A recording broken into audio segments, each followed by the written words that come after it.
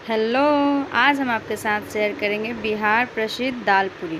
तो बिहार प्रसिद्ध दाल पूरी बनाने के लिए सबसे पहले हमने मसूर के दाल को अच्छे से वॉश कर लिया है और इसको 1-2 टाइम तक वॉश करेंगे और साफ़ एकदम अच्छे से वॉश कर लेंगे।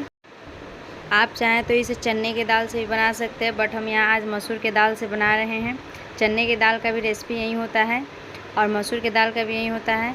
तो उसके बाद जब हमने दाल को अच्छे से वॉश कर लिया, इसको हम कुकर में रख लेंगे और कुकर में रखने के बाद में दाल के बराबर ही हम इसमें पानी डालेंगे। ज़्यादा पानी नहीं डालना है, जितना दाल है उसके बराबर में ही पानी डाल लेंगे और इसमें डाल लेंगे हल्दी और इसको अच्छे से कर लेंगे मिक्स और गैस पे इसको चढ़ा देंगे और तकरीबन 1 सीटी लगने देंगे। 1 सीटी के बाद हमारा दाल बनके हो जाएगा तैयार।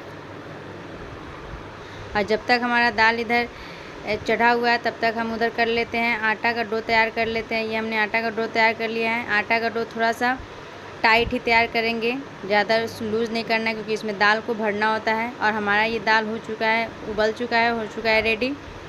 अब हम इसको एक बर्तन में निकाल लेंगे और इसके मसाले के लिए हमने जीरा भून लिया है और जीरा को भून कर इसका पाउडर बनाकर और दाल में ऐड कर लेंगे, दाल में डाल देंगे। इससे इसका टेस्ट बहुत अच्छा आता है।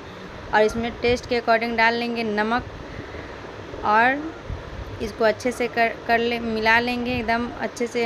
हल्के हाथों से भी मिलाना है, मीस के भी मिलाना है ताकि पूरी तरफ दाल अच्छे से मिल जाए। अगर आपका दाल किसी कारणवश गीला हो जाता है तो आप इसको कढ़ाई में रख के थोड़ी देर भूंज देंगे तो आपका दाल फिर अच्छा हो जाएगा बनाने लायक। लेकिन हमारा दाल ये गीला नहीं हुआ है, बिल्कुल परफेक्ट है। तो आप ये देख सकते हैं। अब हम चलते हैं पूरी बनाने की तरफ। तो पूरी बनाने के लिए सबसे पहले हमने थोड़े से आटे का लोई लिया हुआ है और उसमें हम आटे को गोल गोल बनाकर उसमें थोड़ी थोड़ी दाल को भर देंगे। अब भरने के बाद में उसको अच्छे से चिपका कर हल्के हाथों से उसको जैसे हम लोग रोटी बेलते हैं वैसे ही हम उसको बेल देंगे। अब हमने सारे रोटी को पूरी को बेल लिया है। अब हम इसको चलते हैं, अब हम इसको छान लेते हैं और आप ये देख सकते हैं हमारा पूरी कितना फूला फूला और खिला खिला बना हुआ है। एक बात इसी तरह करके हम अपनी सारी पूरी को छान लेंगे। और एक बात आप ध्यान रखेंगे, पूरी को छानने के बाद में आप एक पूरी के ऊपर दूसरा पूरी नहीं रखें, सारे पूरी को किसी फैली बर्तन में फैला कर रखें ताकि ये पूरी एक दूसरे के ऊपर ना रहे और खिला खिला पूरा उसका तेल सूख जाए और हमारा पूरी बने एकदम सॉफ्ट।